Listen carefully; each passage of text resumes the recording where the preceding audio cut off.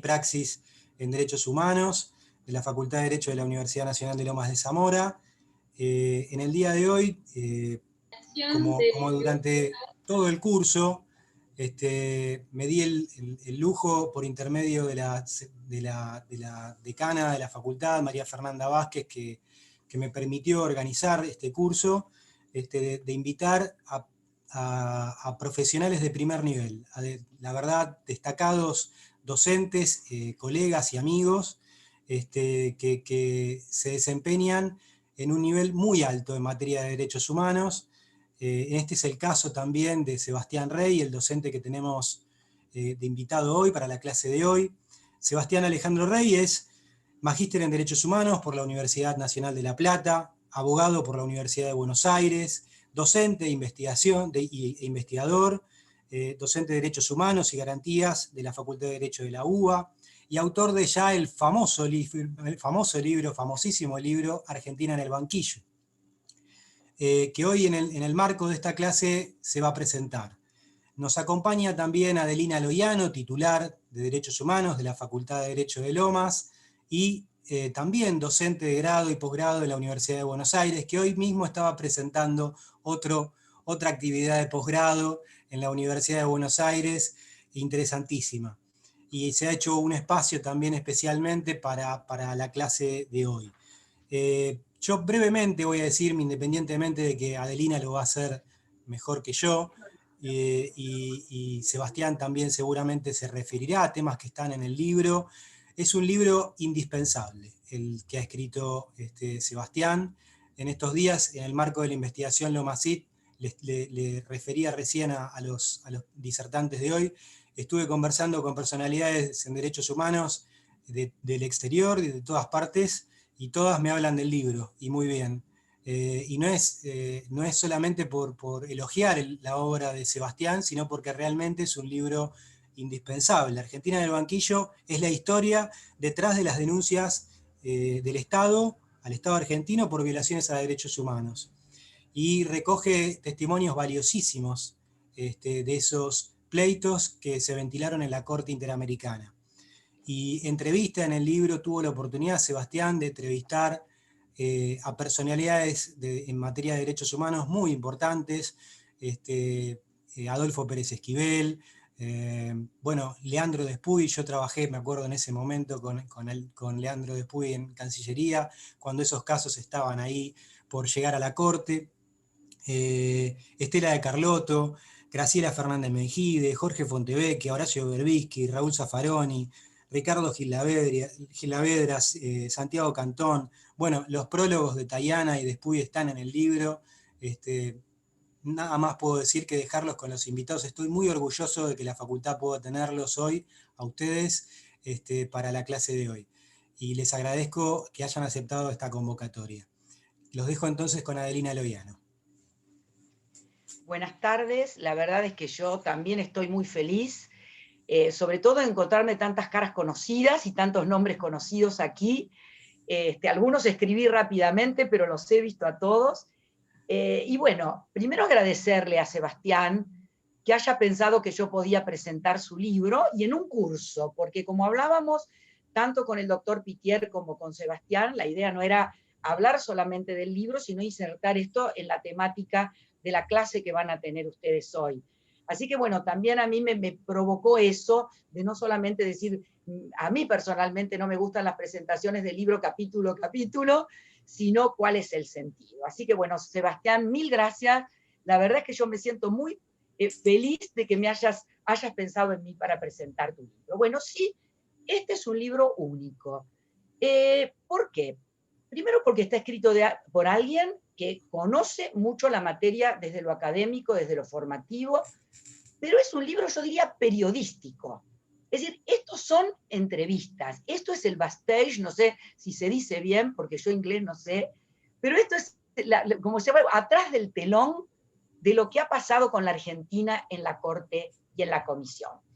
Sebastián tiene una investigación que ha hecho para la Universidad de Buenos Aires anterior, y yo no dudo, Sebastián, no lo hemos hablado, que eso te provocó un poco llegar a esto, ¿no? El trabajo de Sebastián fue abarcador de todos los casos argentinos que habían llegado a la Comisión Interamericana. es más completo, por supuesto, acá tenemos la comisión, pero también tenemos la corte, pero tenemos a la Argentina frente al banquillo, y el título ya es estupendo. Detrás de cada caso hay una historia, hay protagonistas, hay personas involucradas con el caso, pero hay personas importantes que opinaron sobre los asuntos mientras estaban tramitando los hechos e incluso antes que llegaran a la comisión o a la corte. Y por eso digo periodístico en el enfoque, periodístico en el modo en que está trabajado.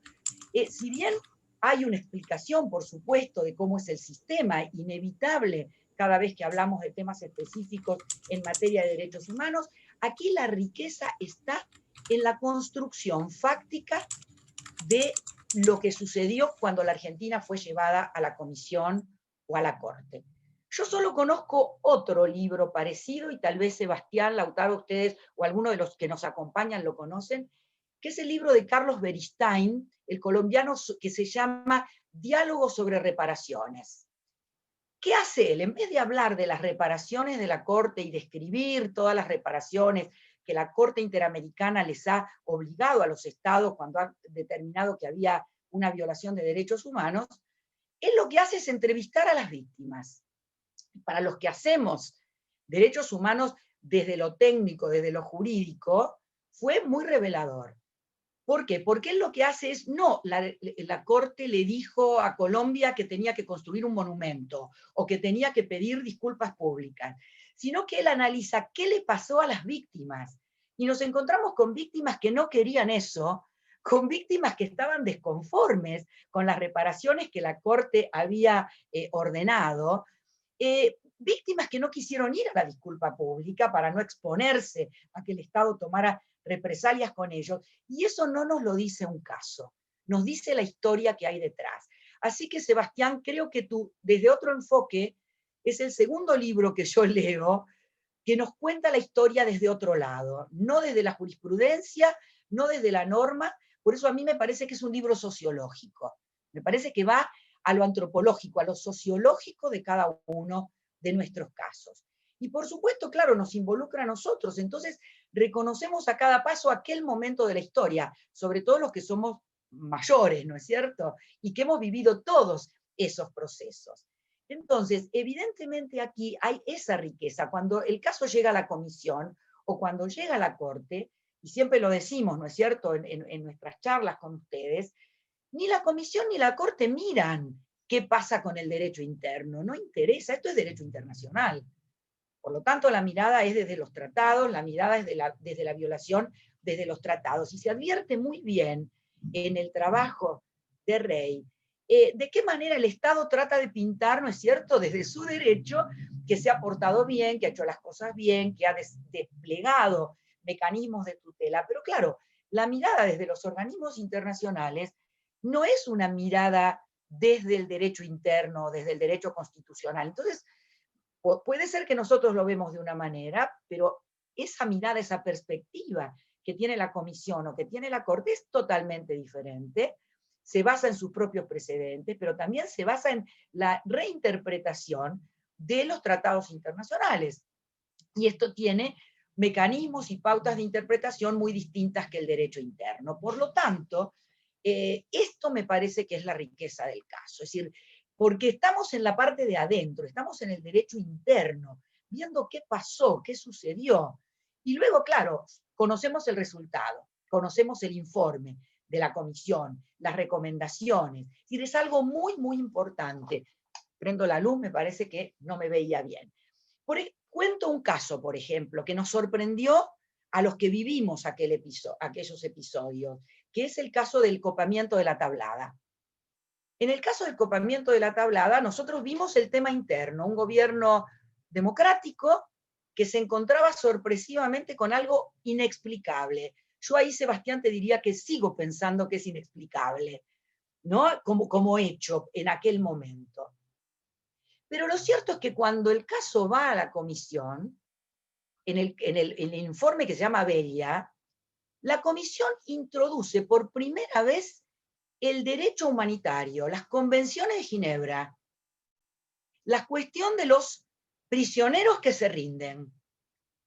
Y yo les digo personalmente, que por supuesto yo hago esto desde que volvimos a la democracia, viendo el caso y embebidos en el tema, no se me había ocurrido a mí que podía aplicarse ese derecho. Nunca antes la comisión, tengo entendido, no sé, Sebastián, nunca antes la comisión había puesto en un informe las convenciones de Ginebra y el tema del derecho humanitario. Entonces, esa mirada, esa perspectiva que tienen los órganos internacionales verdaderamente nos cambia el panorama de la experiencia del derecho interno. Pero en este libro que me encuentro, lo vivencial, me encuentro lo fáctico, y además la voz de los protagonistas. Y la voz de los protagonistas siempre es una riqueza que no se trasunta en un fallo, no se trasunta en una sentencia, ni siquiera, ¿verdad, amigos?, en una sentencia nuestra, ¿no?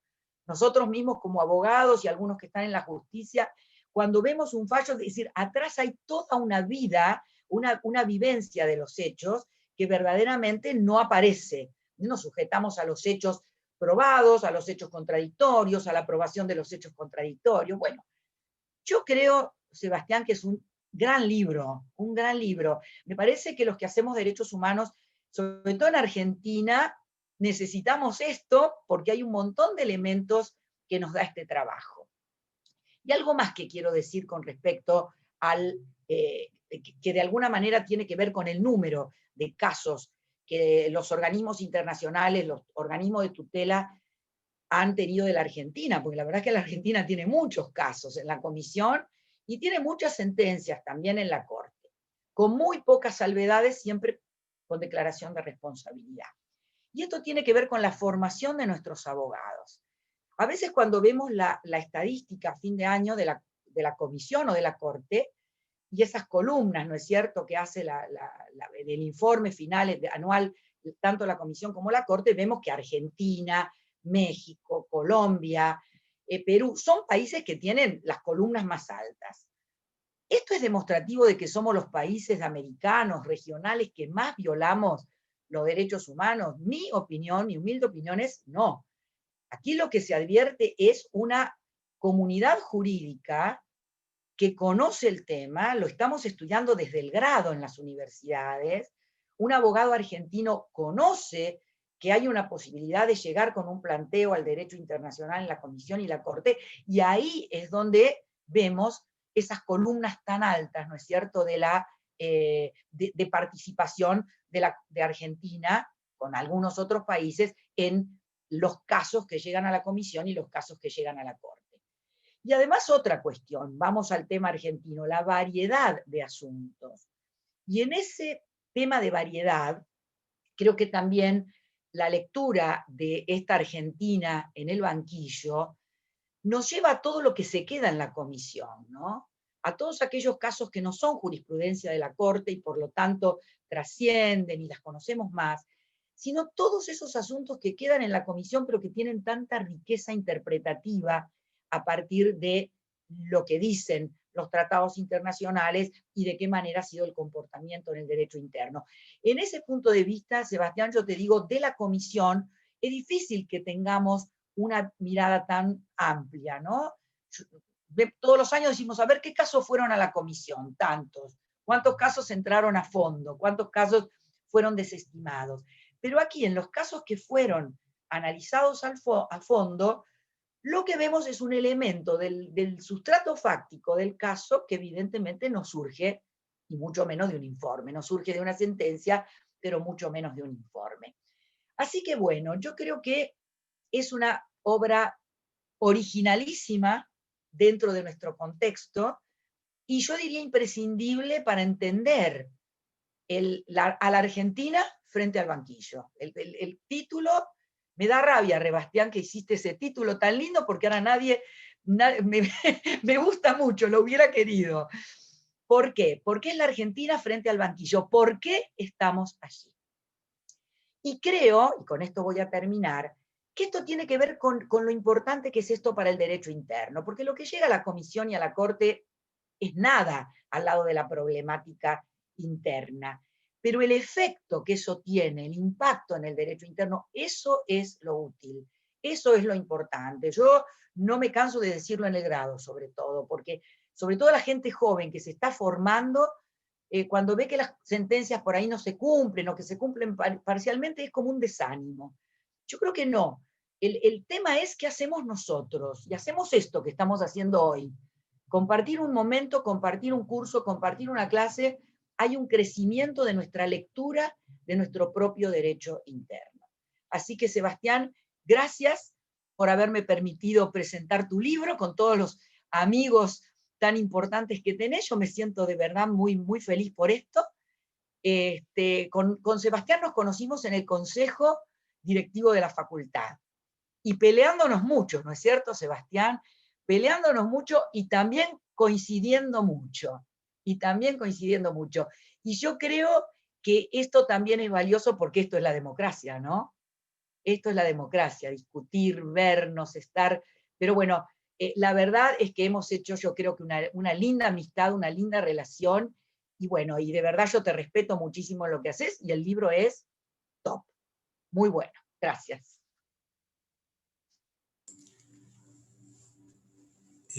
Sebastián, activa el micrófono. Ahí está. Bueno, muchas gracias, Lautaro, primero por la invitación, gracias a la Universidad Nacional de Lomas de Zamora. El año pasado ella me había invitado al Colegio de Abogados, le dije que tenía que ir a la universidad, así que finalmente lo hacemos virtual, la universidad está cerrada y no vamos a la universidad, pero cumplí con mi parte de ir a hablar a la Universidad Nacional de Lomas de Zamora. Y bueno, gracias, Adelina, por la introducción y la presentación del libro.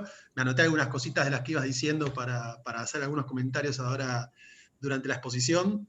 El título está bueno del libro, a mí me gusta más la tapa. No sé si se puede compartir. A ver, ¿puedo compartir pantalla?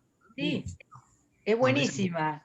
Vos dices, me tenían que habilitar, a ver si me pueden habilitar, porque la tapa está mejor que el nombre del libro. No sé si la pueden ver, a ver si puedo compartir. No. No importa. Ya lo habilito, doctora, aguarden un momentito. Dale. Porque en realidad, digo, este libro lo tuve en la cabeza hace fácil 8 años, lo tengo en la cabeza dando vueltas, solo que nunca tuve ni el tiempo ni la voluntad de meterme en esta tarea inmensa de analizar todas las denuncias que tiene la Argentina ante el sistema interamericano, que es un poco lo que... Ahora sí ya puede, doctor. A ver. Ahí está, a ver. Ahí está, ¿se ve? Sí. Porque básicamente, digo... Pero no se ve la tapa, ¿eh? Está cargando. La tapa, también la tapa la tenía en la cabeza. Ahí está, perfecto. Que un abogado tiene un dibujo en la cabeza, dibujo horrible yo, tener que decirle a Mora, que es la persona, la ilustradora que hizo el dibujo, lo que yo tenía en mi cabeza que quería que ella dibuje, y era esto, básicamente. Así que se lo hice haciendo las personas como palitos, como dibujamos los que no sabemos dibujar. Entonces le hacía los palitos y le decía, quiero que el palito tenga una pancarta y que aparezca atrás del Estado. El Estado tiene que estar sentado porque es el Estado juzgando. Acá no lo van a ver porque cuando Coligüe hizo la tapa la recortó, pero hasta los pies de los jueces, había jueces varones y jueces mujeres, entonces los zapatos de mujer había para que no se piense que todos los jueces son varones, porque si no parece que todos los jueces son varones.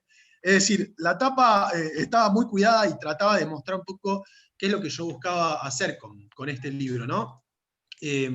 Como decía Adelina, es un proyecto de investigación. Yo vengo dirigiendo un equipo de investigación hace 8 años, tratando temas del sistema interamericano, y hace 4, nosotros veníamos desde la época, éramos estudiantes, ya en 2004 que empezamos a estudiar los casos de Argentina, en realidad de todo el sistema interamericano, no solo de Argentina, y siempre decíamos, ¿no?, cómo se nos enseña a memorizar sentencias sin entender bien qué hay detrás de todos estos casos, ¿no?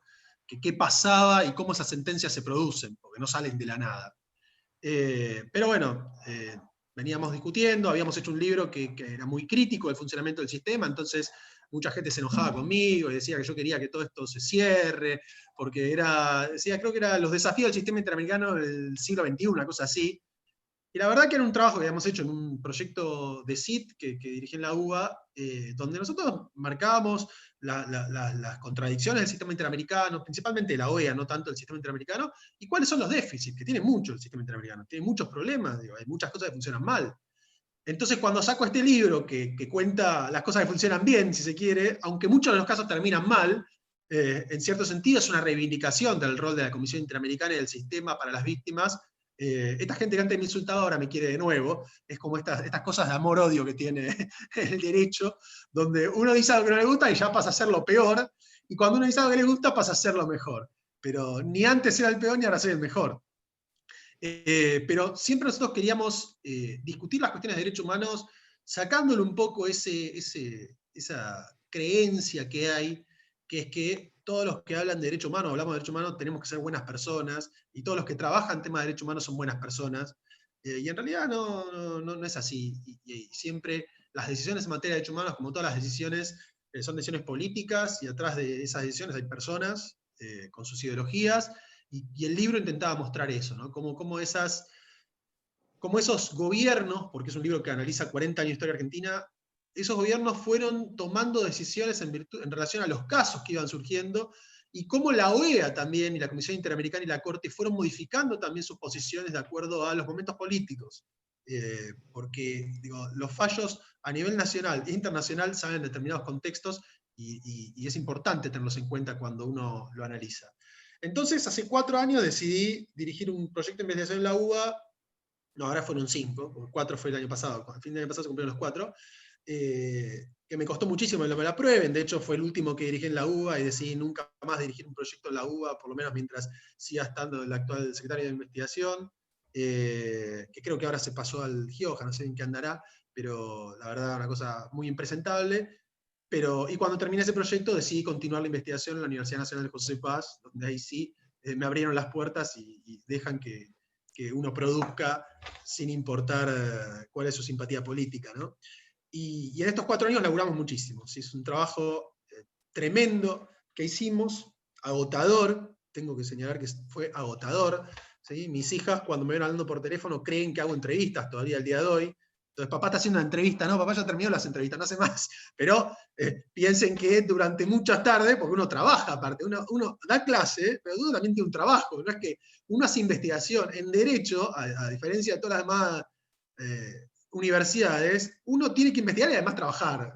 No hay investigadores netos de derecho, gente que se dedica solamente a investigar, sino que uno trabaja en el área judicial y recién a la tarde, cuando los días que no da clases, podía hacer las entrevistas. Entonces, un trabajo muy, muy intenso, fueron 350 entrevistas, y el análisis de la totalidad de los casos de Argentina. ¿Sí? Que a octubre de este año, los casos resueltos de Argentina ante el sistema interamericano son 322. 322 denuncias son las que han tenido un pronunciamiento de la comisión, y lo que terminé haciendo fue sacar dos publicaciones. La primera, que es la Argentina del banquillo, que está escrita en un lenguaje sencillo, sin esa redacción que nos caracteriza a los abogados de meter notas al pie, de meter 1000 notas al pie. Este no está así, está escrito para que cualquier persona lo pueda entender, si bien hay un análisis jurídico, porque en definitiva estoy analizando casos y sentencias y decisiones e informes, entonces ese análisis jurídico está tratado de ser explicado de la manera más fácil posible, y desde la perspectiva de la víctima, ¿no? Es un libro donde elegí 44 casos, y después hay otro libro que va a salir a principios del año que viene por una editorial jurídica. Ese sí es el que les gusta a los abogados y a las abogadas, porque tiene las notas al pie, los números de párrafo para después citarlo cuando hacen escritos, y ahí están los 322 y van a encontrar todas las decisiones argentinas. En la Argentina del banquillo no, están las 44 me parecen más importantes, sobre todo por los efectos que produjeron, porque el litigio de casos en el sistema interamericano produjeron efectos muy importantes dentro del ordenamiento jurídico nacional y provincial, ¿no? En las diferentes provincias. El libro, me pareció ver ahí, paso el chivo, ya que me lo preguntan, se adquiere solo como ebook, no fue impreso todavía por el tema de la pandemia, porque no ofería el libro, entonces se compra en bajalibros.com, que es un portal de libros electrónicos. Así que no me acuerdo quién preguntaba por ahí en el chat, es bajalibros.com el único lugar donde se puede adquirir. Y les decía, a ver, a mí lo que me interesaba, y que creo que Adriana lo mencionó hace un rato, es explicar cómo se llega a los casos en el sistema interamericano, ¿sí? Cómo fueron los procesos a nivel interno, cuáles fueron las expectativas de las víctimas, las expectativas de las familias, de los representantes, porque en definitiva lo que pasa cuando uno estudia derecho es que le enseñan casos, le enseñan estándares, y uno desdibuja quiénes eran las personas que estaban detrás de los casos. Y creo que el aspecto fundamental de este libro, que para mí es más un libro de historia que un libro de derecho, ¿sí? Es un libro de derechos humanos, es visibilizar esas historias, ¿no? Visibilizar esas historias de vida, porque ustedes recuerden que por las características del sistema de protección internacional de derechos humanos, para denunciar a un Estado uno tiene que primero haber agotado los recursos internos. Entonces, en el 100% de los casos, antes de denunciar a la Argentina o cualquier otro Estado, primero hay que ir a la justicia y pedir. Y los 44 casos lo que muestran es que la justicia dijo no. Es decir, son casos de una gran impunidad y donde la víctima o las víctimas fueron ninguneadas por el Poder Judicial argentino. Y poder contar eso, es decir, darles el micrófono a las víctimas, que muchas son muy vulnerables, están en una situación de mucha vulnerabilidad, en esta relación tan desigual. Ustedes piensen que es una víctima de violación de derechos humanos y el otro lado el Estado, con todo su aparato, con la Cancillería y todos sus abogados, con la Secretaría de Derechos Humanos y todos sus abogados, con el Ministerio del Interior y todos sus abogados, contra una persona. Y una persona que encima le violaron derechos, así que está en la lona, ¿sí? Está en las peores de las condiciones. O le mataron a un hijo, entonces está la madre peleando para que se sancione a aquella persona que mató a su hijo. Hay una desigualdad muy grande. Y creo que el libro lo que buscaba también era equiparar un poco esa desigualdad, ¿no? Y darles la posibilidad de que sus historias sean contadas. Por eso yo me reí, hablábamos con Lautaro antes, que estoy haciendo muchas presentaciones del libro, que es agotador, yo ya ni me quiero escuchar, ya me cansé de escucharme a mí mismo, pero también las presentaciones tienen que ver con esto, ¿no? Porque las presentaciones las presento con las personas a las cuales entrevisté, para que ellos también puedan contarles sus historias y sus experiencias al público que le interesa las cuestiones de derechos humanos. Y creo que también eso es una cuestión reparadora. Y me interesaba mucho hacer hincapié en esto, al momento de sacar esta publicación. La idea de las entrevistas era darle ese plus que los libros jurídicos no tienen, o por lo menos en la Argentina no está esa práctica de hacer un análisis histórico y social o sociológico detrás de los casos. La única experiencia que yo recordaba que existía era la del caso Bulacio, donde hay un libro de Sofía Tiscornia que hace algo parecido a lo que nosotros hicimos acá, solo que era la tesis de doctoral de Sofía Tiscornia, entonces claro, hizo un trabajo monumental porque era su doctorado.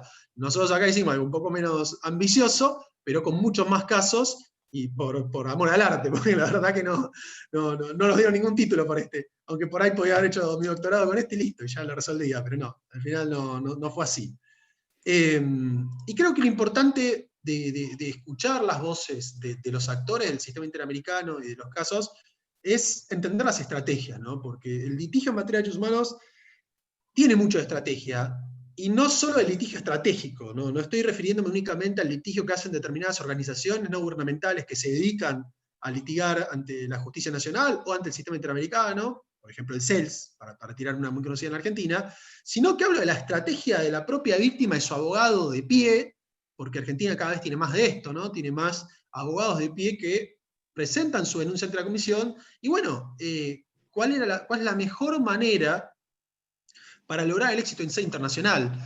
Como bien decía Adelina, Argentina tiene muchas denuncias ante el sistema interamericano, lo cual no significa que sea el Estado que más viole derechos. Significa que es el Estado donde más se conoce cómo funciona esto.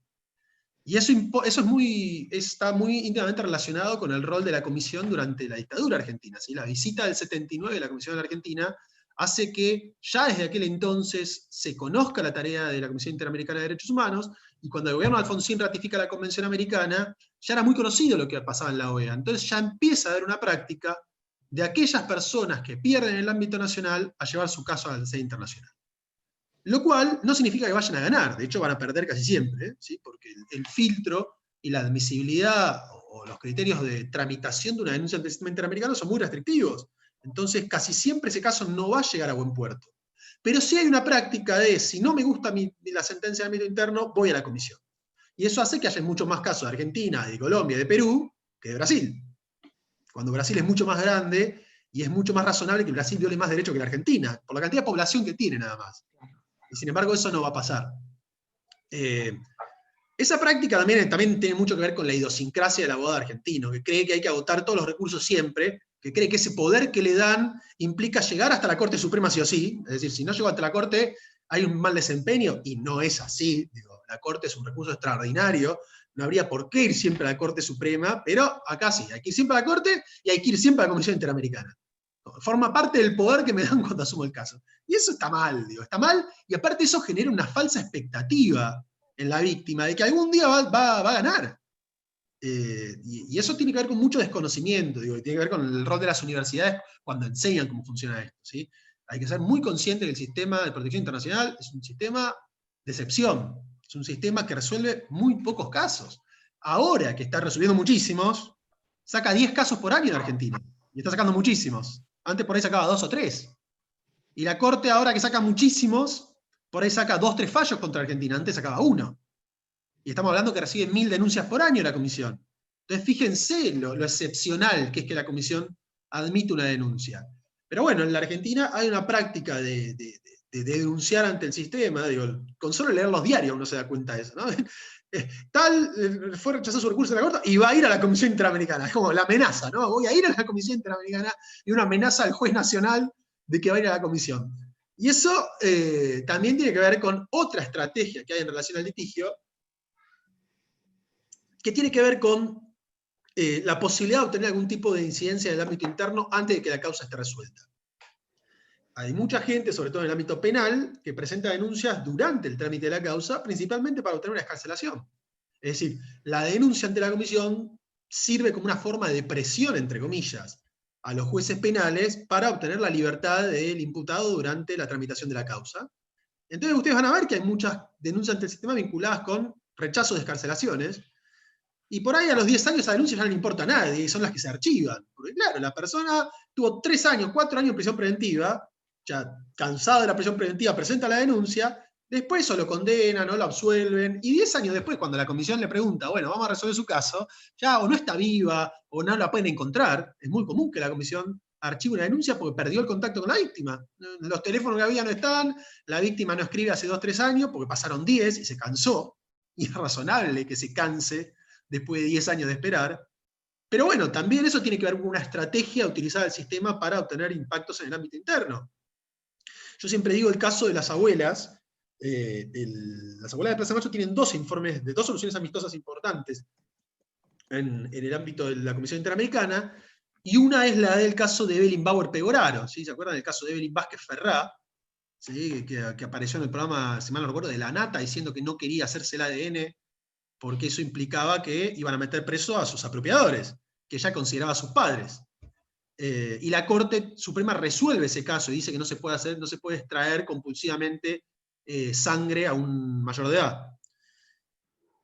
Las abuelas presentan la denuncia a la Comisión Interamericana antes de que la Corte resuelva. ¿Por qué? Porque ya estaba el rumor de que la Corte menemista iba a fallarles en contra. Entonces la denuncia entra antes de que se agoten los recursos internos. Sabían que no iba a pasar. Pero mientras tanto, digo, al poco tiempo sale el fallo de la Corte, y mientras tanto cambia el gobierno y se abre la posibilidad de una solución amistosa. Y esa solución amistosa principalmente generó un impacto muy importante a nivel de Código Procesal Penal, que tiene que ver con cómo se toman las muestras de ADN. ¿Sí? Y hay cambios legislativos vinculados a, se crean una unidad especial dentro de las fuerzas de seguridad destinadas a obtener estos ADN, se cambia la idea de obtener ADN de la sangre por otro material genético que sale de los cepillos de dientes, de los peines. Todo eso es a partir del litigio del caso de Evelyn Bauer Pegoraro. ¿Sí? Todo ese producto de modificaciones legislativas que al día de hoy tenemos, sale de esta denuncia. Entonces también, cómo pensar un litigio que produce efectos más allá del caso particular. Después creo que también, digo, es interesante que lo que muestran los casos es que muestran claramente cómo Argentina es un Estado federal y las violaciones de derechos humanos son federales. ¿Sí? Hay muchas violaciones de derechos humanos cometidas en las provincias, y el impacto del litigio en las provincias a veces es mucho más complejo de medir que a nivel federal o en la capital, porque ahí ya empiezan a tramitar códigos procesales provinciales que no se modifican tan fácilmente. Ahí ya hay un problema de la relación entre la Cancillería federal y las provincias, que si quieren no le dan bolilla, porque digo, la provincia dice, bueno, que condena al Estado, ¿cuál es el problema? Si total, quien tiene que ir a dar explicaciones es el Estado federal. Es la Cancillería la que es demandada y va a la Corte o a la Comisión. La provincia ni aparece si quiere. Si no quiere, no va. Y eso tiene consecuencias muy claras desde, y esto lo cuento en el libro, ¿no? Jueces de tribunales superiores que dicen nosotros no ratificamos ningún tratado, así que no tenemos por qué cumplir la Convención Americana, algo que cualquier estudiante de Derecho sabe que sería un disparate. Bueno, los jueces de los tribunales superiores en Argentina lo sostienen. Hasta, por ejemplo, el caso de García Baigorria, donde el Poder Judicial de Mendoza no le mandaba la copia del expediente a la Cancillería. La Cancillería obtiene copia del expediente de la desaparición forzada de García Baigorria cuando el caso ya está en la Corte Interamericana. Es decir, pasó todo el trámite ante la Comisión y no tenían la copia del expediente. Un disparate, pero bueno, eso pasa. Esas son las complejidades de un Estado federal. Y otra complejidad mucho mayor, y es una gran deuda de la democracia, es que no exista en la Argentina una ley de ejecución de las sentencias. Si Argentina tuviese una ley de ejecución de decisiones de los tribunales internacionales, por un lado, el grado de cumplimiento sería mucho mayor que el que tenemos en la actualidad de las decisiones, y por otro lado, no se producirían estos desastres jurídicos como el fallo Ministerio de Relaciones Exteriores, donde la Corte Suprema muestra y nos da la más clara muestra de que las cuestiones de derechos humanos no son eternas, ¿sí? Que la pelea en los derechos humanos es día a día, porque nadie en su sano juicio hubiese creído que 20 años después del caso Expósito, en Argentina se iba a decir que una sentencia de la Corte Interamericana no era obligatoria. Creo que ya en la facultad uno hasta lo explicaba a desgano porque era casi obvio. ¿A quién se le hubiese ocurrido que iban a decir que no había que cumplir un fallo de la Corte Interamericana? Hubiese sido un disparate. Y sin embargo, de un día para el otro la Corte Argentina lo hizo. Y los jueces cambiaron, y 2 jueces de la Corte cambiaron sus votos. Es decir, 2 jueces que antes decían una cosa pasaban a decir otra sin dar ningún tipo de explicación. Y eso para el derecho internacional es un espanto, ¿sí? Sobre todo cuando el tratado dice las sentencias de la Corte son obligatorias. Entonces, ya creo que ya con ese renglón se debería acabar la discusión y no habría mucho más para hacer. Pero en Argentina todo da lugar a cualquier tipo de interpretaciones. Lo más paradójico de todo esto, que yo en el libro lo cuento, es que al día siguiente, o a la semana de que sale el fallo del Ministerio de Relaciones Exteriores, 10 constitucionalistas, que no sé dónde estaban escondidos, estaban agazapados, sacaron un suplemento en la ley, hablando maravillas del fallo del Ministerio de Relaciones Exteriores, cuando era un espanto jurídico, cuando motivó una decisión de la Corte Interamericana diciendo, ustedes no pueden escribir eso.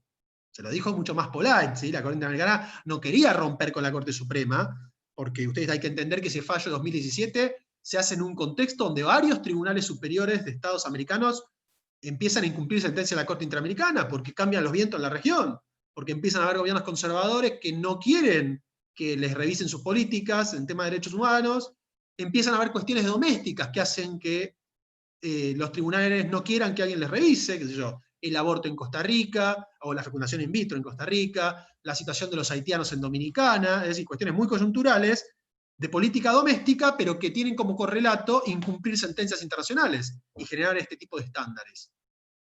Y todo eso hizo que en Argentina saquen esa sentencia. Y entonces la Corte Interamericana, si ustedes miran la sentencia de supervisión del caso de Fontevecchia, es dura con la Argentina, critica la sentencia de la Corte Suprema, le explica por qué todo lo que pone la Corte Suprema está mal, pero sin embargo no rompe y le da un salvavidas y le dice, bueno, pero igual, aun cuando todo lo que escribió no tiene sentido y está mal y viola el tratado, yo nunca le ordené que revoque una sentencia, usted con dejarla sin efecto, poniendo algún cartelito, como dijo el CELS, porque la leyenda era una propuesta que le había hecho el CELS. El CELS había advertido que esto iba a ser un problema, entonces dice, bueno, lo que podría hacer el Estado es poner una leyenda o dar algunas alternativas. Entonces la Corte Interamericana le dice al Estado, le dice, como se discutió en este caso, dentro del litigio, usted podría resolverlo de esta manera.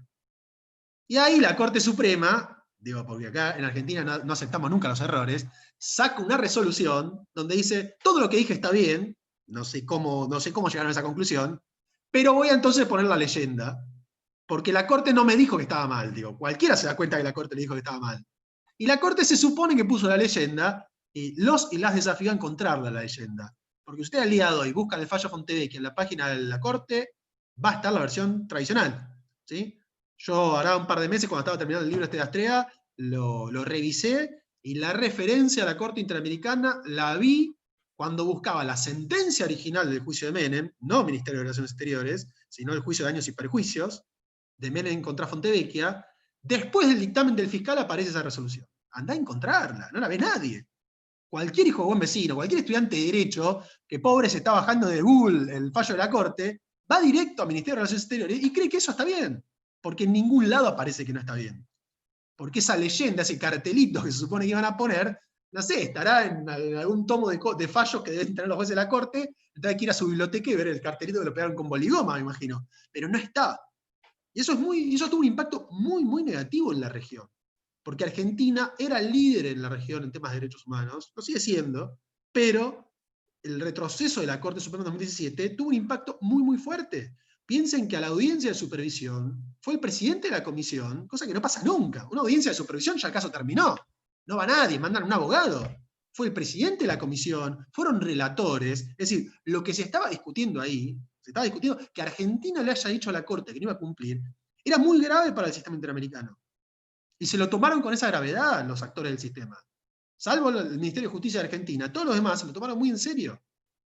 Y después, bueno, tuvimos suerte porque la Corte entró medio en una especie de impasse y está como en un congelador, entonces no avanzó mucho más. Digo, las propias discusiones internas de los jueces de la Corte hicieron que sean otros los problemas que tienen, pero yo creo que el Ministerio de Relaciones Exteriores era el primer paso para ir a una jurisprudencia mucho más refractaria en temas de derechos humanos, y por la coyuntura no se dio. Después vino lo del 2x1, ¿se acuerdan? Lo de Muiña, y bueno, ahí tuvieron que retroceder y ya está, quedó esto. Al día de hoy no hubo otro fallo nuevo, entonces no sabemos qué diría la Corte a futuro. Esperemos que vuelva a la jurisprudencia de Expósito, a la jurisprudencia de Lavado, a la jurisprudencia de René Jesús Derecho, que vuelva a los fallos donde la Corte respetaba el derecho internacional. Y sobre todo los dos jueces que dieron vuelta a su voto, que vuelvan a los votos originales. Entonces al menos tendríamos una mayoría de 3-2 que respetarían los compromisos que la Argentina internacionalmente asumió. ¿Cómo vengo con el tiempo? ¿Tengo todavía tiempo? ¿Cómo venimos, doctor? ¿Cómo estamos? ¿Tengo más tiempo? Bueno. Después creo que el libro lo que muestra, por un lado, digo, el libro fue un ejercicio muy difícil, porque al entrevistar a tantas personas, entrevisté a muchas personas que piensan completamente diferente a lo que pienso yo. Entonces, y creo que lo valioso del libro es que están recogidas todas las voces. Hay radicales, peronistas, de izquierda, de derecha, abogados militares, encuentran a todos ahí. Cada una quiso hablar, le di el micrófono, no lo censuré, puse algunos los disparates que creo que estaban diciendo, pero los puse entre comillas, lo cual genera que la gente se enoje. Porque claro, si uno pone, a ver, yo digo, no sé, a mí me parece que Lautaro dice locuras, bueno, si yo pongo entre comillas, Sebastián Rey dijo Lautaro dice locura, está bien, son las comillas, no te enojes conmigo, enojate con el que dijo que Lautaro dice locura, no te enojes con el que publica la textual. Y bueno, hay mucha gente que se enojó porque puse testimonios de aquellos que creen que se equivocaron. Entonces, claro, ustedes piensen que en esto siempre hay dos partes, está la víctima y el Estado. Y en general uno está en desacuerdo con el otro y está insatisfecho con lo que hizo el otro. Entonces, bueno, hay mucha gente que se ofendió, pero el compromiso que yo asumí cuando hice las entrevistas era, voy a poner lo que ustedes digan aunque no esté de acuerdo. Y lo voy a poner textual, para que después no crean que lo censuré o que le cambié la idea, o que las cosas que dijeron se las hice decir yo. No, está textual, está grabado, y creo que eso es un aporte valioso para la historia. Porque en definitiva también la historia argentina de los últimos 40 años no es una historia lineal. Entonces también hay muchos personajes que han tenido sus idas y sus vueltas. Y creo que eso es otro aspecto que en el libro me interesaba mucho demostrar, ¿no? La idea de cómo los diferentes gobiernos, desde la dictadura hasta el final del gobierno de Macri, fueron modificando sus posiciones en materia de derechos humanos de acuerdo al caso y de acuerdo al contexto. Porque tampoco son lineales las posiciones de derechos humanos en un mismo gobierno, porque también distintos funcionarios tienen distintas posiciones. Entonces, ir contando cómo van cambiando las posiciones del Estado argentino a medida que van pasando los casos, me parece que también muestra un poco cómo fue la historia argentina de esos momentos y cómo se tomaban las decisiones. Creo que después puedo hacer alguna referencia a algunos casos que me parecieron más impactantes, pero una última reflexión así general que quiero hacer, que me parece que es interesante, es que el libro lo que muestra también es el rol de la Comisión Interamericana, sobre todo. Cuando uno está en la corte ya está, hay una sentencia y está todo cocinado, pero el rol de la Comisión en esos primeros años, y ese rol político que yo sostengo siempre que es lo más valioso de la Comisión no es un tribunal, la Comisión no es un órgano jurisdiccional, y no hay que buscar que sea eso, porque para eso está la Corte. ¿Cuál es la gracia de tener dos órganos que hagan lo mismo? Digo, no vamos a tener dos cortes. Entonces, yo reivindico la Corte como órgano jurisdiccional que dicta sentencias, imparcial, y reivindico la Comisión como un órgano político que trata de que los Estados cumplan derechos humanos, cumplan sus obligaciones, y para eso hay que hacer soluciones amistosas.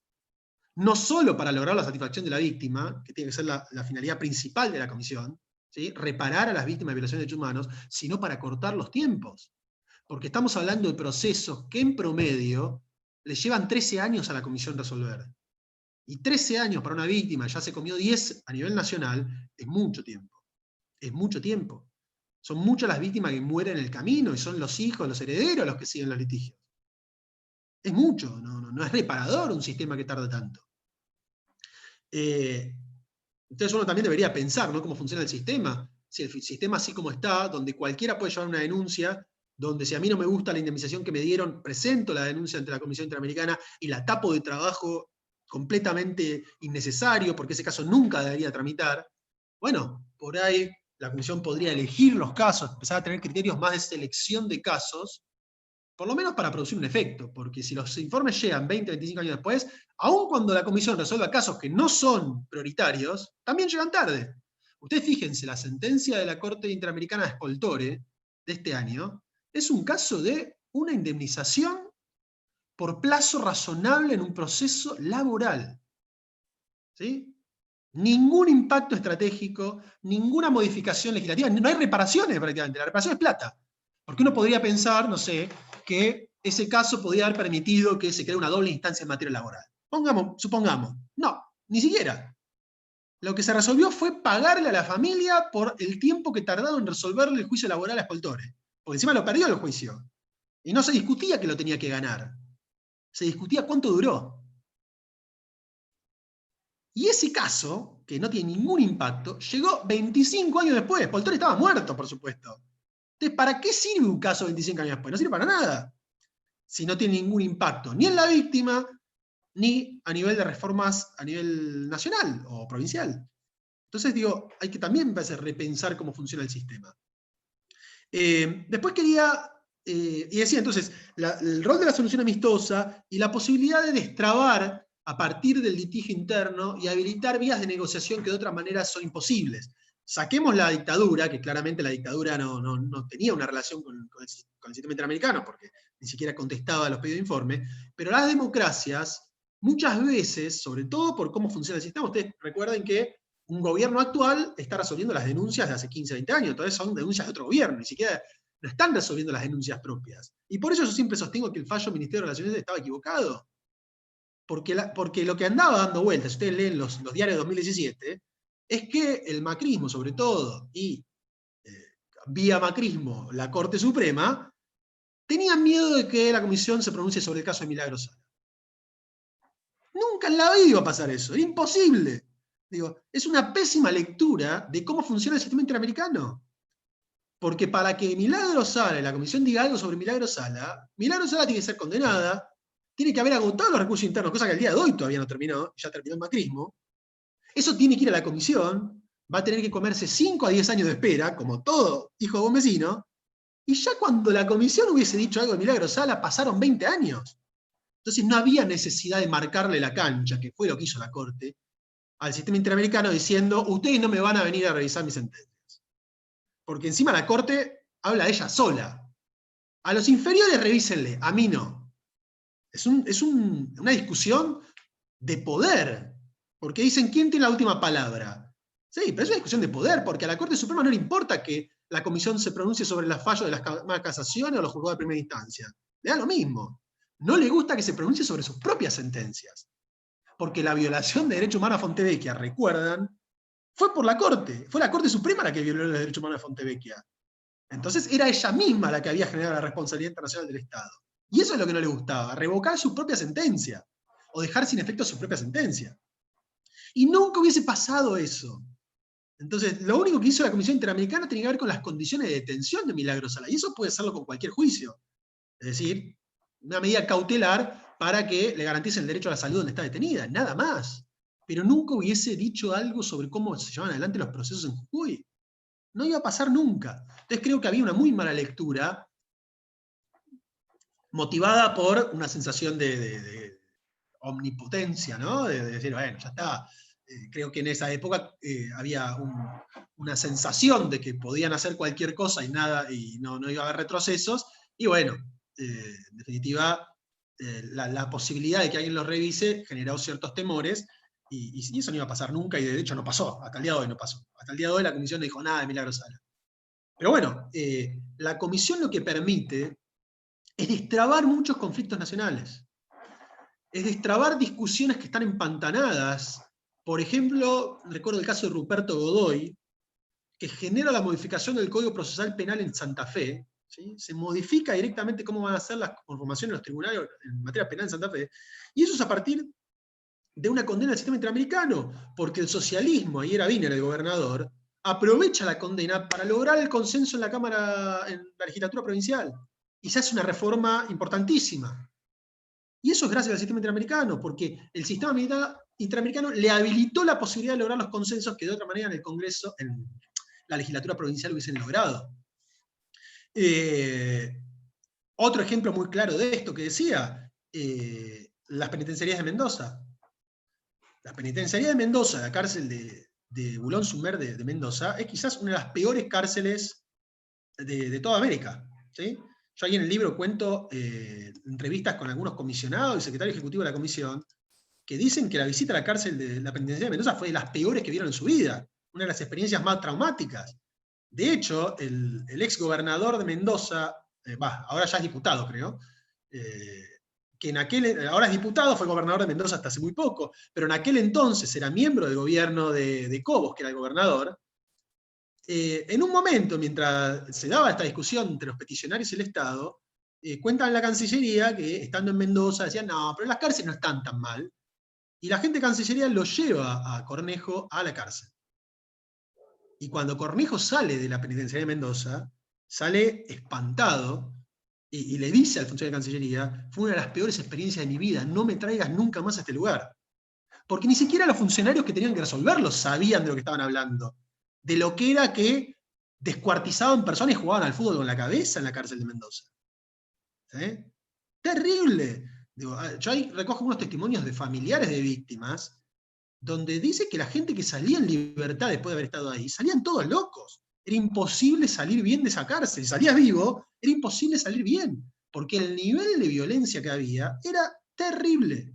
Hay otra anécdota interesante que contaban en la comisión, que en la audiencia para lograr la solución amistosa en Washington, el abogado de los peticionarios, que era Carlos Varela, en un momento saca una bolsa de disco, ¿vieron esa bolsa de supermercado?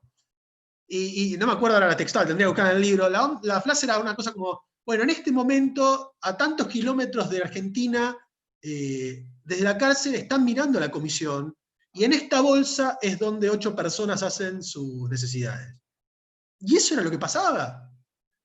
Eso era lo que pasaba. Habían 8 personas que hacían la necesidad en una bolsa. Entonces, digo, ese nivel de desprotección, y el Estado no hacía nada, se soluciona, ¿sí? Se soluciona por la coyuntura. Porque en ese momento, justamente cuando estaban la posibilidad de negociar una solución amistosa, Cobos pasa a ser candidato a vicepresidente de la Nación. Y se firma el acuerdo. Si no hubiese pasado eso, no iba a haber acuerdo. Entonces también, digo, es entender cómo la Comisión permite lograr, y ese acuerdo logró muchas reformas importantes en materia de derecho de las personas privadas de libertad en Mendoza, si bien después hubo mucho retroceso de nuevo, es decir, el proceso todavía sigue abierto, porque hubo muchísimos avances, y ahora un par de años empezaron a retroceder de nuevo, empieza a haber hacinamiento mal de nuevo, digo. Pero bueno, tampoco eso, lo que tampoco demuestra es que esto no va así para arriba, sino que hay retrocesos. Pero lo que quiero señalar es cómo las decisiones en materia de derechos humanos son siempre políticas. Y el libro, digo, al ir analizando, es un libro que está contado de manera cronológica, va contando cómo los diferentes gobiernos van tomando esas decisiones, y por qué razones, y en palabras de sus funcionarios, ¿no? Y por qué los peticionarios y los representantes también toman esas decisiones, o deciden avanzar o no con un caso. Para hacer un pantallazo muy grande, y algunas cosas que me parece interesante que conozcan de los casos de Argentina y la jurisprudencia argentina, de la época de la dictadura en general, digo, uno conoce mucho, y se conocen mucho los casos de Argentina. A mí lo que me interesaba mucho en los 3 casos que yo elegí para el libro es destacar, primero, cómo funcionaba la comisión en la década del 70, ¿sí? El mecanismo del sistema interamericano era muy rudimentario, era llamado por teléfono, es decir, Edmundo Vargas Carreño, que era el secretario ejecutivo, contaba que le llegaban denuncias de desaparecidos y él llamaba por teléfono a la Cancillería. Decía, mire, acá tengo un caso de este que dice que y se resolvía de esa manera, una informalidad total, en un proceso que no tenía reglas prácticamente, no había plazo, no había nada. Uno se sorprende ahora por los plazos. Bueno, en esa época era muy, muy informal todo. Y cómo se gesta la visita del 79, que termina siendo muy, muy importante para toda la región, porque recuerden que la comisión hacía muchas visitas en loco, pero nunca sacaba informes. El informe sobre la situación de los derechos humanos en la Argentina en el 80 es único. Es un informe durísimo, que en cierto sentido le da una cobertura a los organismos de derechos humanos y a las víctimas que denunciaban lo que pasaba en Argentina, y nadie les creía y nadie les daba bolilla. Acá está apareciendo la OEA, que si bien no lo condena a la Argentina, porque después ustedes piensen que esto va a la Asamblea de la OEA, y ahí están los cancilleres, y los cancilleres eran todas dictaduras, nadie iba a votar por condenar a la Argentina. No se la condena, pero sí se aprueba el informe, y el informe se publica. Se publica en ese contexto, no había internet, ¿sí? Piensen que también el impacto del informe fue mucho menor de lo que sería ahora, pero ahí es interesante como Mignone, que jugó un rol muy importante, Emilio Mignone, digo, era el padre de una mujer, una desaparecida, ¿sí? Emilio Mignone, si bien era un militante histórico, va a ser un militante histórico en materia de derechos humanos, el fundador del CELS, ya era una persona que tenía un rol muy importante dentro de la política argentina, venía de la democracia cristiana, y también había sido funcionario en la OEA. Él, con su hija desaparecida, pone de lado su caso particular y termina organizando a las víctimas, y termina organizando en gran medida la visita del 79. Porque Vargas Carreño venía a la Argentina y se iba a la casa de Mignone para pensar cómo iba a ser la visita. Y ahí definen a qué cárceles iban a ir, es decir, toda esa cosa que uno no la encuentra en el informe, que uno la encuentra cuando lee los fallos, me parecía muy útil contarlo, porque es parte de la historia argentina. Y también me interesaba mucho contar el caso de los testigos de Jehová, que es el único caso no típicamente de desapariciones que la comisión resuelve en esa época. Todos los demás son desaparecidos. Pero el caso de la persecución a los testigos de Jehová, con el decreto que los prohibía, también era muy interesante cómo desde la clandestinidad ellos llevan adelante el litigio. El gobierno de Alfonsín lo que tiene es, y también ahí, no sé si la viste, Adelina, la anécdota de cómo Argentina ratifica la Convención Americana. Es que increíble, yo no la conocía, y ahí la cuenta Zaffaroni. Es decir, Zaffaroni cuenta que ya había ganado la elección Alfonsín, y arman una especie de seminario en la UCA, en la USAL, en la Universidad de El Salvador, y lo llevan a Dante Caputo, que iba a ser el canciller, y lo tratan de convencer de que Argentina tiene que ratificar la Convención Americana, y hacen venir a la comisión para que hable con Caputo para convencerlo. Y ahí surge la posibilidad, y Argentina, una de las primeras cosas que hace Alfonsín es ratificar el tratado, ¿no? Y la entrada del tratado y la relación del radicalismo con la comisión en aquel momento me parece que fue muy interesante, porque permite la sanción de muchas leyes reparatorias, es el inicio de la etapa de reparación de las violaciones de derechos humanos de la dictadura, más allá de los juicios que conocemos, ¿no? El juicio de las juntas, todo eso. Pero hay una serie de leyes vinculadas con la situación de las personas que habían sido condenadas por tribunales militares o por tribunales civiles sin ningún tipo de garantías. Entonces me parece que eso también es muy interesante, como, y ahí en la boca de Despuy yo pongo un poco cómo fueron esos momentos, ¿no? Después el gobierno de Menem, a contracara de lo que uno podría creer, porque si hay gobierno que violó derechos humanos era el de Menem, la relación del gobierno de Menem con el sistema interamericano fue muy buena, por esto de las relaciones carnales y esta idea de tener una muy buena relación con los organismos en Washington. Entonces, quien empieza a nivel continental la práctica de soluciones amistosas es el menemismo, ¿sí? Y las soluciones amistosas de Argentina van a ser el ejemplo a seguir por el resto. Y después eso continúa en el tiempo. Pero fue una política de Menem esa, que tiene que ver con el caso de Berbisky y la derogación del desacato. O sea, Argentina deroga el desacato y eso impacta inmediatamente en todo el resto de la región. Y todos los demás países empiezan a derogar el desacato. Y eso fue el litigio de Berbisky con la solución amistosa con el menemismo. Con el juicio ese que le había hecho Belucio, ¿se acuerdan? Por el que le daba asco, que le ponía el asqueroso Belucio, porque Belucio había dicho que le daba asco que amplíen la corte, entonces Berbisky pone un artículo, el asqueroso Belucio, y Belucio le hace un juicio de desacato. Entonces es interesante también ver cómo a veces las creencias que uno tiene en materia de cómo son los gobiernos de derechos humanos, no siempre eso impacta de esa manera en los casos. Después, bueno, el caso Tablada es impresionante, esto que mencionaba Adelina, es impresionante porque el caso Tablada sigue hasta el día de hoy. Entonces es impresionante cómo quienes realizaron el ataque al regimiento La Tablada, que en aquel entonces eran parias, digo yo, porque no los quería nadie, porque ni siquiera los organismos de derechos humanos los querían, estaban más solos que Kung Fu, nadie los quería, pasan de ser victimarios, porque eran quienes atentan contra la democracia, ¿sí? Algo que nosotros lo miramos ahora y decimos estaban completamente locos, ¿sí? Esta idea de tomar un cuartel militar para evitar un golpe de Estado. Uno lo mira ahora y dice, esta gente no, es muy difícil de comprender, incluso es muy difícil para ellos explicarlo, ¿sí? Ellos tienen una explicación de que en Argentina pasaba algo parecido a lo que pasó en Uruguay, pero, digo, qué sé yo, es contrafáctico saber si eso hubiese pasado alguna vez en la vida y si lo que hicieron hubiese servido para evitar que eso pase. Pero más allá de eso, en aquel entonces era mala palabra. Y el litigio internacional lo que permite es que ellos pasen a ser vistos como víctimas, porque a raíz del litigio entre la comisión aparecen los desaparecidos, aparecen las torturas, porque una vez que se rinden los torturan, los ejecutan, los desaparecen, y los juzgan aplicando la ley de defensa de la democracia, es decir, instancia única, y prácticamente con una causa que fue con unas pruebas obtenidas ilegalmente, pero a rolete, ¿sí? Era el 50% de la investigación a nivel nacional era por pruebas plantadas por la CIDE. Digo, lo cual no hubiese impedido que los condenen, porque era obvio que habían tomado el regimiento de La Tablada.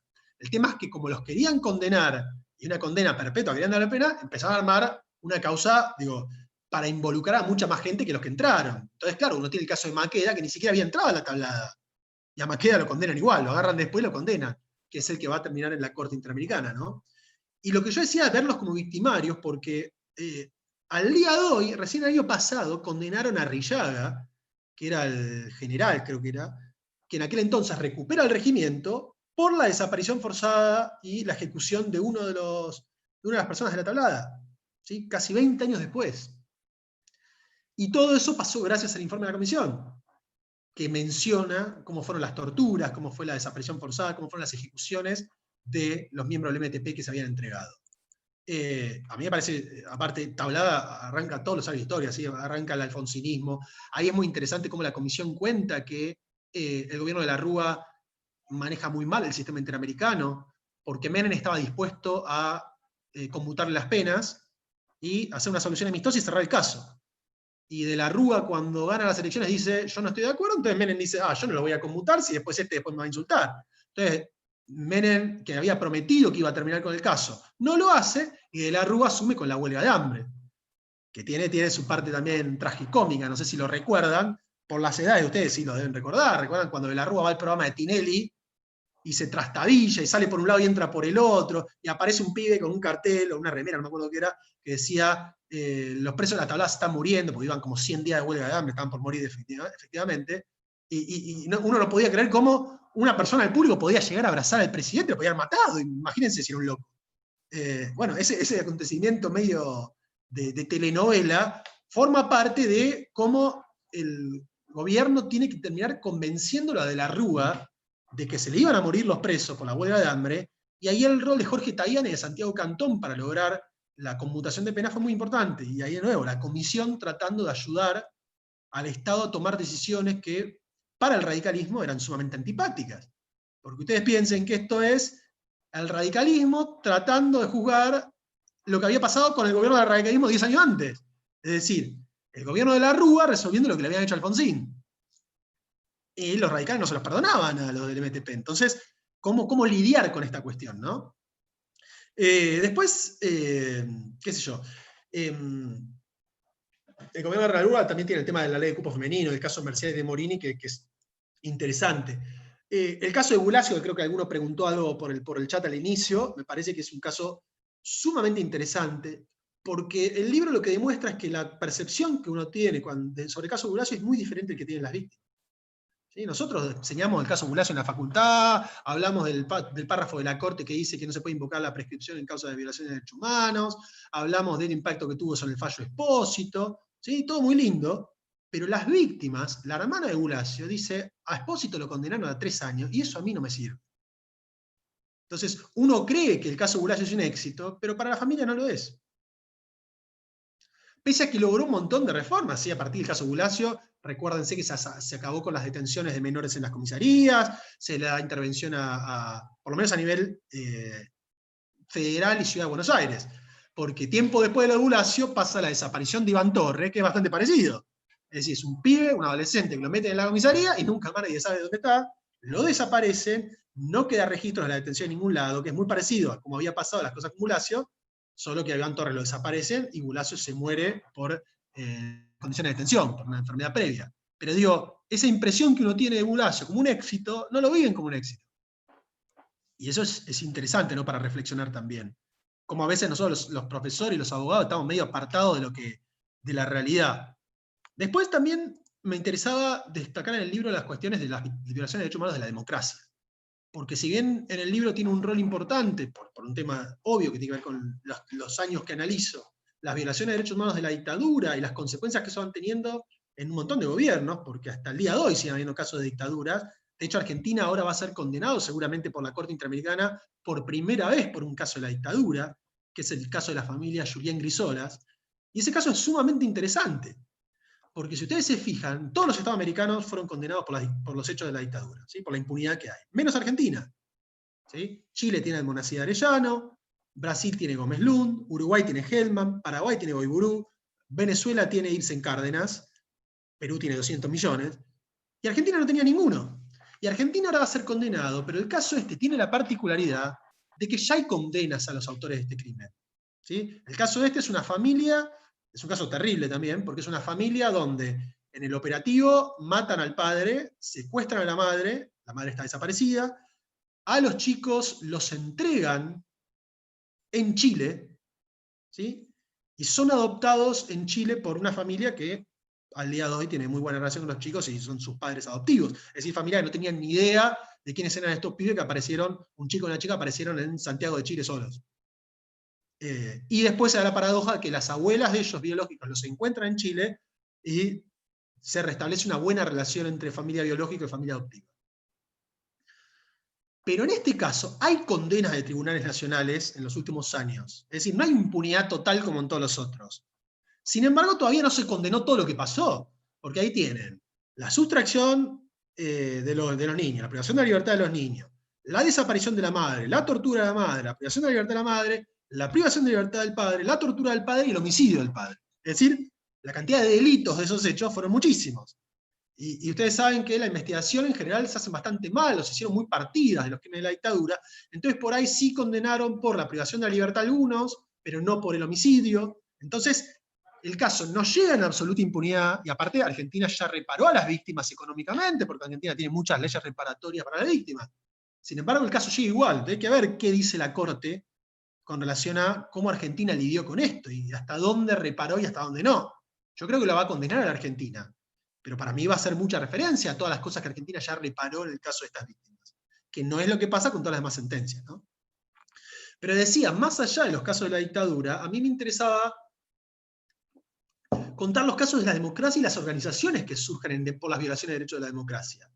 Entonces ahí aparecen los casos de la maldita policía de la bonaerense, ¿sí? Aparece un caso de Loma de Zamora, que es el caso de Schiavini, de Teresa Schiavini, el caso de Ana Giovanelli, es decir, todos esos crímenes de gatillo fácil de la bonaerense, fines de los 90, principios de este siglo, que terminan con el surgimiento de otras organizaciones como la COFADI o la CORREPI, y que son organizaciones de la democracia lidiando con la violencia institucional de la democracia.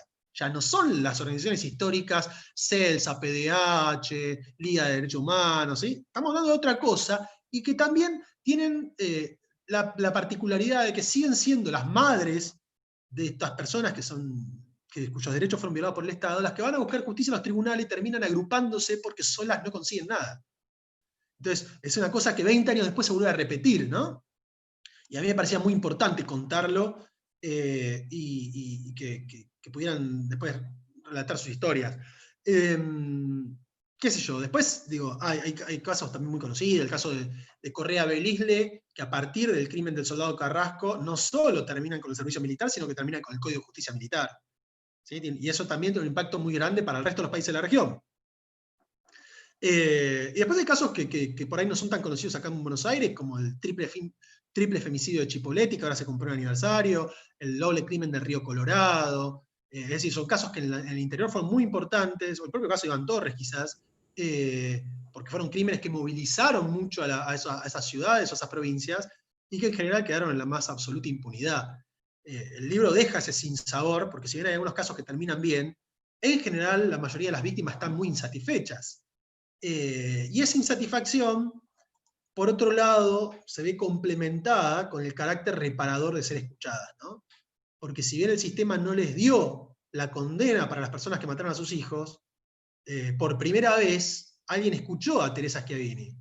¿Sí? 7 comisionados en una audiencia la dejaron hablar, ella contó su historia, le prestaron atención, fueron y la saludaron. Y eso para una víctima que durante 15, 20 años fue ninguneada por la justicia argentina, es sumamente reparador. Aun cuando después no condenaron, no consiguió la comisión investigadora que aclare qué es lo que fue lo que pasó a su hijo. ¿Sí? Y eso es importante también pensar el sistema interamericano desde esa perspectiva. No sé, podría hablar 1000 millones de minutos más, porque el libro, como verán, los casos me apasionaron y por eso escribí este libro. Pero bueno, digo, el caso de Fornerón, Furlan, el de Sandra Chávez, hay un montón. Tengo unas consultas de los alumnos. Dale. Una de ellas es por la demora que pensás que se debe, la demora en la comisión, en tratar los casos. Y otra acerca también de si hay alguna estadística de sanciones hasta este momento de Argentina por los casos perdidos. A ver, primero la de la demora, y la demora ha sido diferente de acuerdo al periodo histórico. ¿Sí? Ustedes piensen que al principio no había tanta demora, los casos salían en 1 o 2 años. Después también hay litigio estratégico, ¿no? Porque Bulacio tiene un recorrido rapidísimo, menos de 1 año la comisión lo resolvió. Pero ahí porque había una voluntad de la comisión de llevar un caso de violación de derechos del niño a la corte para generar un estándar para la región.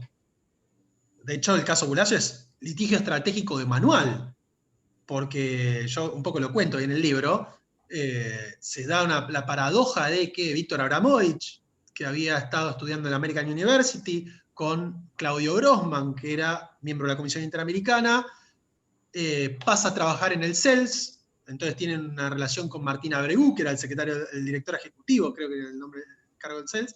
Entonces Abregu sabe que la comisión está buscando un caso de derecho del niño, entonces va y contacta a la Correpi, a María del Carmen Verdú, y le dice, mirá, la comisión quiere un caso de derecho del niño para sacar rápido, y los casos de violaciones institucionales de derechos del niño los tienen ustedes.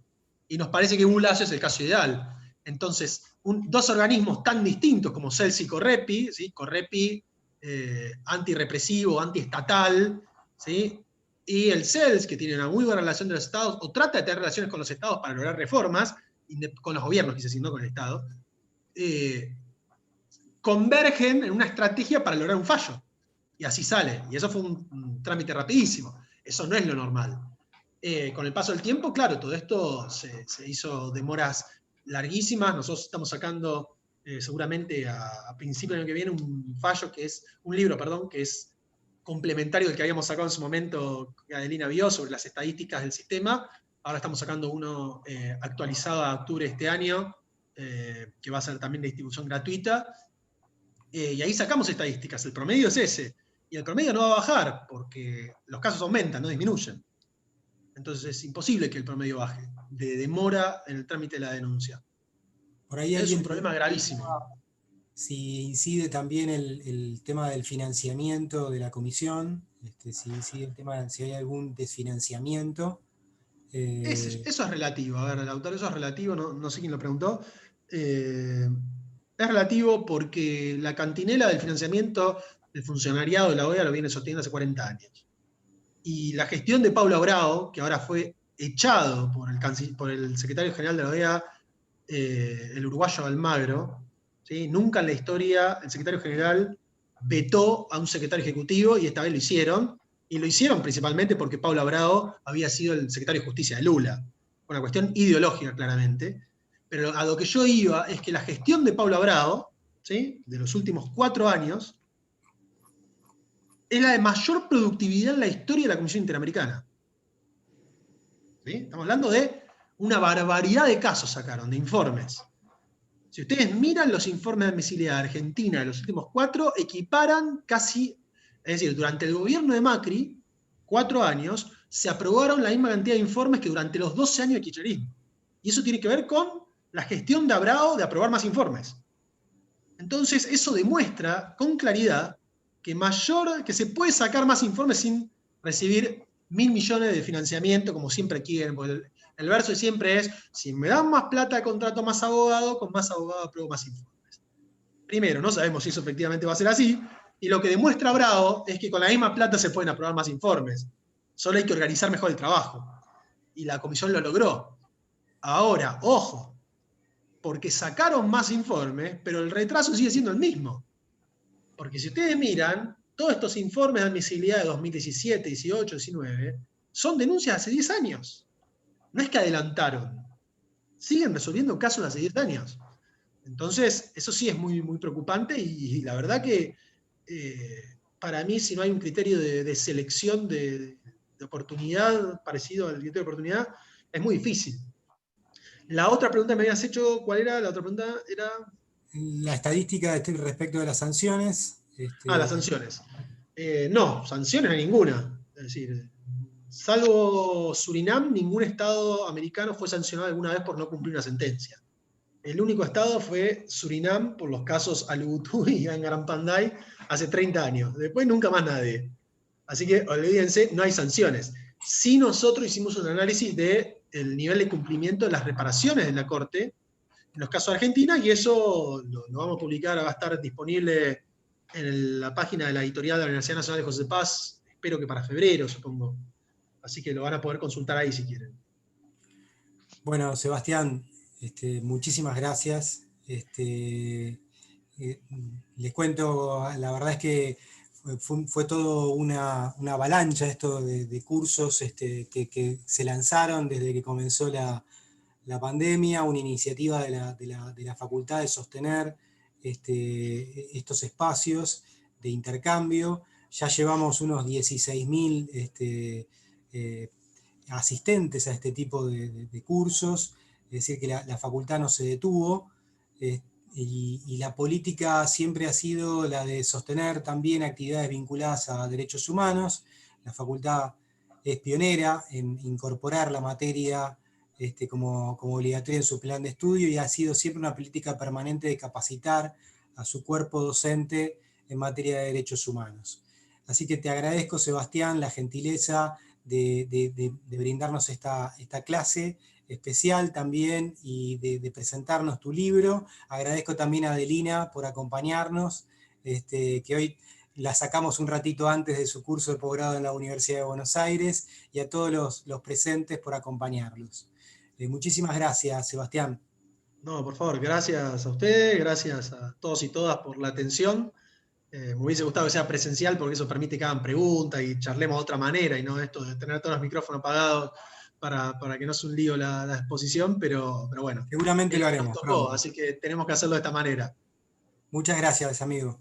Gracias, Sebastián, gracias, Lautaro, gracias a todos los que acompañaron esto. Fue muy linda, así que yo la disfruté también mucho. Gracias. Hasta la próxima. Hasta la próxima. Chao, gracias. Hasta luego.